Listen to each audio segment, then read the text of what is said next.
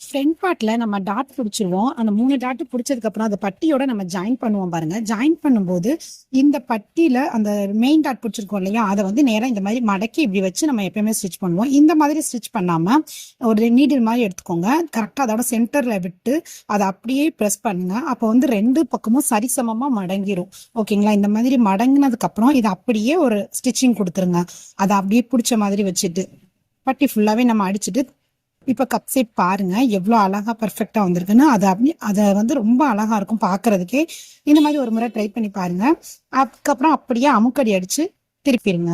ஓகேங்களா? அமுக்கடி அடிச்சிட்டீங்கன்னு வச்சுக்கோங்களேன். இப்ப பாருங்க கப்பானது சூப்பரா நீட்டா இருக்கும். முன் பக்கமும் அந்த பட்டி பீஸும் ஃப்ரண்ட் அண்ட் பட்டியும் ஜாயின் ஆகிறப்ப நீட்டா இருக்கும், பர்ஃபெக்டா இருக்கும். வீடியோ பிடிச்சா லைக் பண்ணுங்க. நீங்க எந்த மாதிரி எல்லாம் டாட்டா மடக்கி பிடிப்பீங்க அப்படிங்கறதையும் மறக்காம கமெண்ட் பண்ணுங்க. தேங்க்ஸ் ஃபார் வாட்சிங்.